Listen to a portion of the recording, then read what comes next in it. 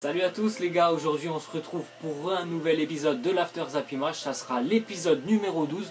On va commencer avec une petite info transfert, donc c'est Carlos Bacca, le joueur de l'AC Milan qui serait intéressé par le projet de l'Olympique de Marseille. L'AC Milan demanderait 30 millions d'euros pour l'attaquant, donc il faut savoir que le Milan ils l'ont acheté je crois il y a 2-3 ans déjà 30 millions, donc il ferait aucun gain ou aucune perte sur le transfert, et pour Marseille ça serait quand même une très belle affaire.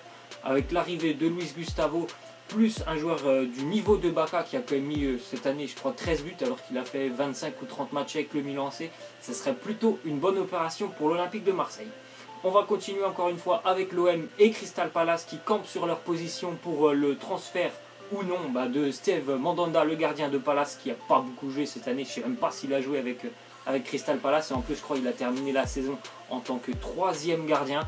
Donc pour le moment je crois que Crystal Palace demande une indemnité de transfert qui est beaucoup trop haute et l'Olympique de Marseille n'est pas prêt à verser une somme aussi importante pour son retour.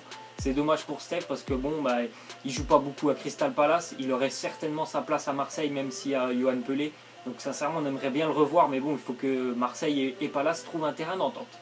Ensuite on voit une petite déclaration de Kurt Zouma qui préfère rester à Chelsea et il ne souhaite surtout pas être prêté. Donc il a envie de continuer à Chelsea et de continuer avec Antonio Conte. Le problème c'est que Chelsea, on voit qu'en ce moment ils sont très actifs sur le marché des transferts et notamment sur les défenseurs. Et on parle de Antonio Rudiger, le défenseur de la Roma en ce moment. Il y avait déjà des contacts aussi avec Alexandro ou Leonardo Bonucci. Donc je pense que pour Zouma c'est très bien d'avoir de l'ambition comme il en a. Mais bon, il faut regarder aussi, il faut être réaliste. Il y a quand même des défenseurs déjà devant lui avec David Luiz. Donc c'est un peu compliqué pour s'imposer, mais bon, c'est son choix. Ensuite, on voit qu'Alexandre Lacazette va devenir le joueur le mieux payé d'Arsenal. Il a passé, je crois, sa visite médicale hier chez les Gunners.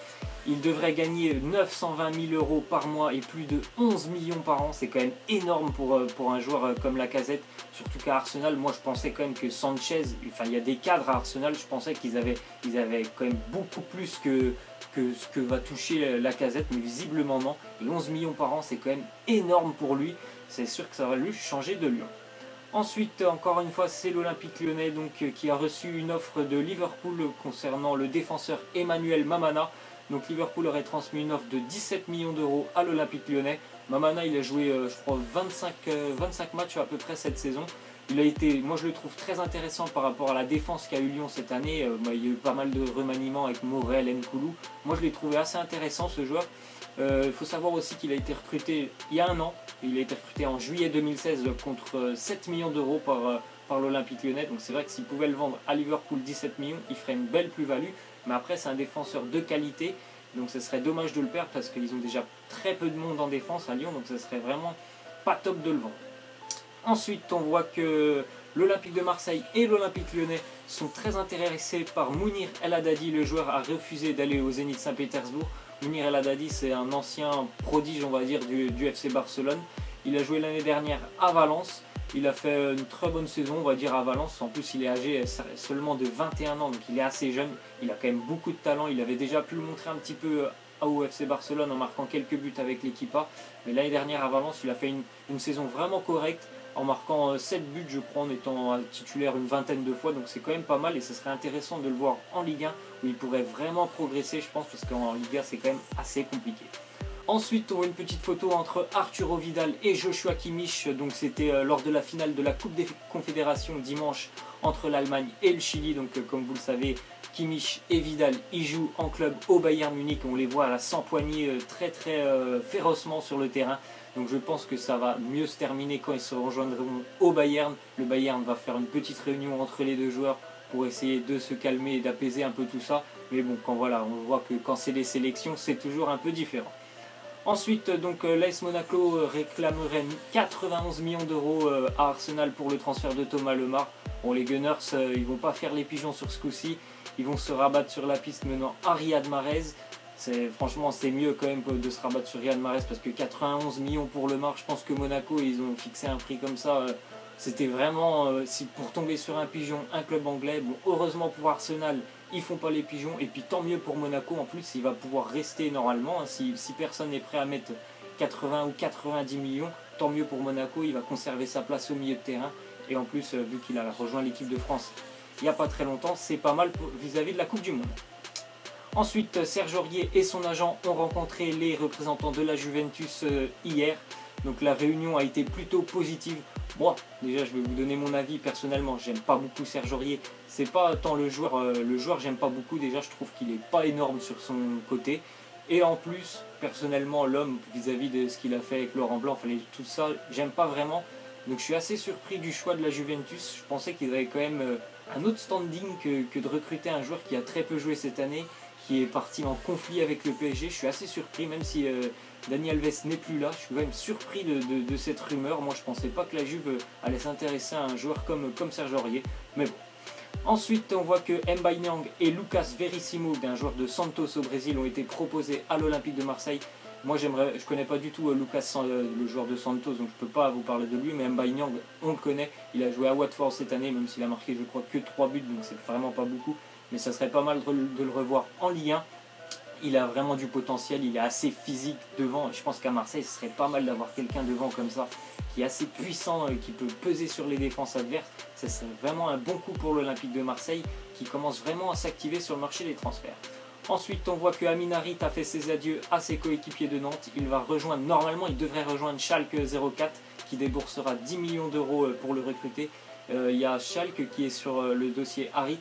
Et il me semble aussi qu'il y a Rennes. Bon, je pense que lui, entre Rennes et Schalke, il a fait son choix. Puis bon, sincèrement, je pense que les modalités, son salaire vont être différents entre Rennes et Schalke. Personnellement, je ne suis pas fan de Schalke. Je pense qu'il va aller se perdre là-bas. Sincèrement, il y a beaucoup de niveaux à Schalke. Il est assez jeune. Il aurait été préférable pour lui de rester à Nantes encore une année ou deux. Ensuite, une petite déclaration d'Olivier Giroud qui nous dit: j'aimerais remporter d'autres titres ici avant la fin de mon contrat. Donc Olivier, il est toujours sous contrat avec Arsenal et il a beaucoup d'ambition. Il dit qu'il veut remporter des titres avec Arsenal. Bon, c'est déjà ça, c'est compliqué parce qu'Arsenal, ils n'ont pas gagné grand chose depuis 10 ans, même s'ils ont gagné quelques cups. En plus de ça, bon, pour le moment, Lacazette, il devrait signer, et Sanchez aussi, pour le moment, il reste, donc il n'aurait plus trop sa place, je pense, en attaque. Mais bon, c'est quand même bien d'avoir de l'ambition. Après, on voit une petite déclaration de Rudy Garcia sur l'arrivée de Luis Gustavo. Donc il nous dit: c'est un grand joueur qui arrive à l'OM. On est ravis d'avoir un joueur de ce calibre dans l'équipe. Bon, un grand joueur, je ne sais pas si vraiment c'est un grand joueur, Luis Gustavo. C'est un bon joueur, ça il faut le dire, c'est un bon joueur. Malgré que je pense qu'il est un peu plus sur le déclin qu'il y a 3-4 ans. Il a notamment perdu sa place quand même en sélection au Brésil. L'année dernière, bon, avec Wolfsburg, ça s'est pas trop bien passé, même si sur lui sur son plan personnel, c'était pas mal, mais son équipe, c'était vraiment pas top. Après, pour le niveau de Marseille et la Ligue 1, je pense que ça peut faire l'affaire. Ensuite, on voit une petite déclaration de Keylor Navas qui nous dit que Messi est un grand joueur. Mais mes coéquipiers, donc les coéquipiers du Real Madrid, sont aussi incroyables. Donc je ne souhaiterais pas recruter Messi. Bon bah franchement c'est un petit peu la guerre entre le Real Madrid et le Barça comme d'habitude. Donc Keylor Navas, il ne prend pas parti pour Messi, mais c'est normal, hein, il va défendre les couleurs du Real. Donc, je pense qu'il ment un petit peu, il aimerait bien quand même pouvoir le recruter Messi s'il pouvait. Ensuite, donc officiel, Séville annonce avoir trouvé un accord de principe avec Leicester pour le transfert de Vicente Iborra. Iborra, il a joué cette année, donc, comme vous le savez, comme je viens de le dire surtout, au FC Séville. Il a joué que, je crois, 12 matchs en tant que titulaire en Liga. Il a quand même réussi à mettre 7 buts, donc c'est quand même assez intéressant. C'est un joueur qui est assez grand, je crois, il fait presque 2 mètres. Il arrive quand même à marquer 7 buts en 12 matchs. Et je pense qu'il a quand même la capacité de s'imposer à Leicester. Il n'y a pas grand monde au milieu à part du Drinkwater ou du NDD. Ça peut être une bonne affaire pour Leicester. Ensuite, on voit une petite photo, une comparaison entre Vincent Labrune avant l'Olympique de Marseille et après l'Olympique de Marseille. Donc tout ça pour montrer que Marseille, c'est un club qui prend beaucoup d'énergie. C'est un club très très stressant à diriger. Je me souviens aussi d'une photo entre Didier Deschamps avant et après. C'était pareil, il avait pris beaucoup de poids. Donc Marseille, c'est vraiment un club très très stressant à diriger. Ensuite, on voit que les Rangers interdisent les chaussures vertes. Donc les Rangers, c'est les rivaux du Celtic Glasgow et le Celtic bien sûr qui joue en vert.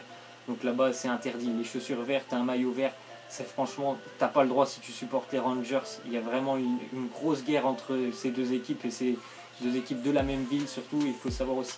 D'ailleurs, pour la petite parenthèse, les Rangers ont été éliminés hier de l'Europa League au premier tour par une équipe luxembourgeoise. C'est vraiment dommage pour eux parce qu'ils ont un public formidable, les Rangers.